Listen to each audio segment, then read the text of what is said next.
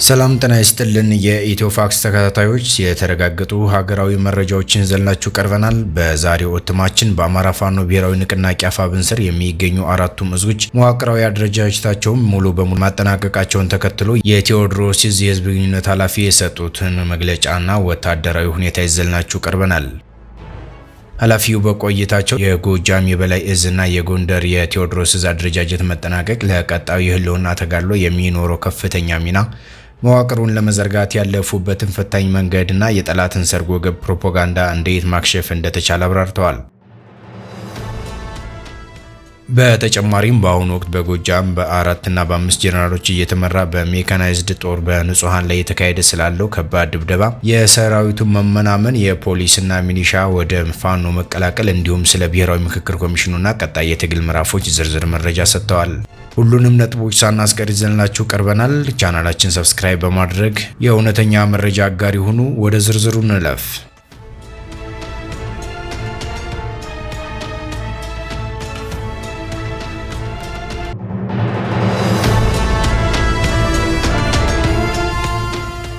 በመጀመሪያ የምንመለከተው በአማራ ፋኖ ብሔራዊ ንቅናቄ ስር የአራቱም እዞች ወታደራዊ አደረጃጀት ሙሉ በሙሉ መጠናቀቁን አስመልክቶ የቀረበውን መረጃ ይሆናል። ቀደም ሲል በሸዋ ሚኒሊክ ዕዝ እና በወሎ አሳምነው ዕዝ አደረጃጀቶች መጠናቀቃቸውን የሚታወስ ሲሆን ከሰሞኑ ደግሞ በጎንደር በቴዎድሮስ ዕዝ እና በጎጃም በላይ ዕዝ የነበሩት መዋቅራዊ የሰራተኞችና አመራር ድልድሎች ሙሉ በሙሉ ተጠናቀው ወደ ስራ ገብተዋል። በዚሁ አደረጃጀት መሰረት አርበኛ ወግድረስ ጤናው የቴዎድሮስ ዕዝ የህዝብ ግንኙነት ክፍል ኃላፊ ሆነው ኃላፊነቱን ተረክበዋል። ኃላፊው ሂደቱ ቀላል እንዳልነበረ ሲያስረዱ አንድ ድርጅት ተመሰረተ ማለት የላኛው የቢሮ ወይም የስራ አስፈጻሚ አካላት መምረጥ ብቻ ሳይሆን ከስር መሰረቱ ጀምሮ የራሱ የሆነ የፖለቲካ፣ ወታደራዊ፣ የሚዲያና የፕሮፓጋንዳ መዋቅሮች፣ ሃይራርኪዎች፣ መመሪያዎች ሊኖሩት ይገባል ብለዋል።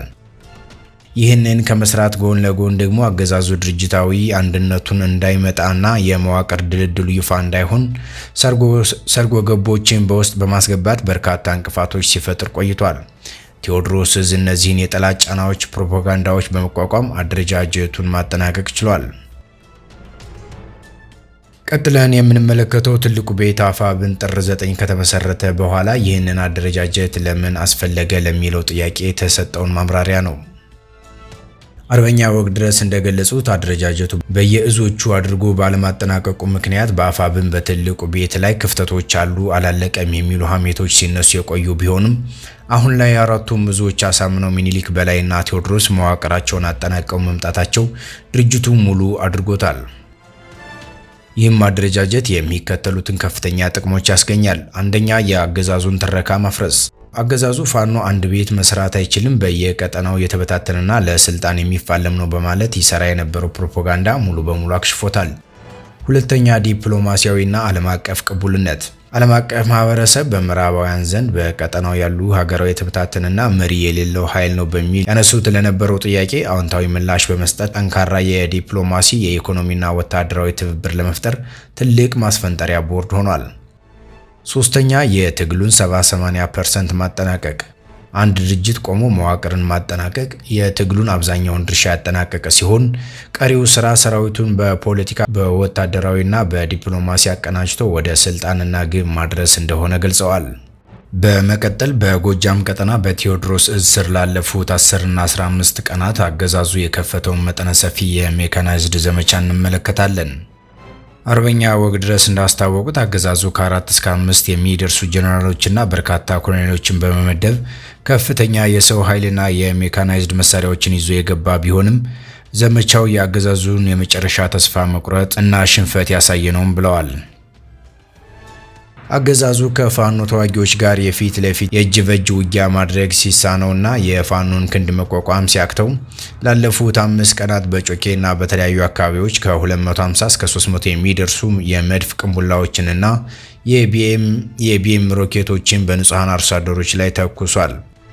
በዚህም የንጹሃን ዜጎች ህይወት አልፏል። የአርሶ አደሩ ቤት ንብረትና እህል ወድሟል። በርካታ የቤት እንስሳ አልቀዋል። ሆኖም ግን ይህንን ተተኳሾች በፋኖ ሰራዊት ላይ ምንም አይነት ጉዳት ያላደረሱ ሲሆን ፋኖ በክላሽ፣ በብሬን እና በስናይፐር፣ በዲሽቃና በሞርተር በሚደረግ የፊት ለፊት ውጊያ ጠላትን እየደመሰሰ ይገኛል።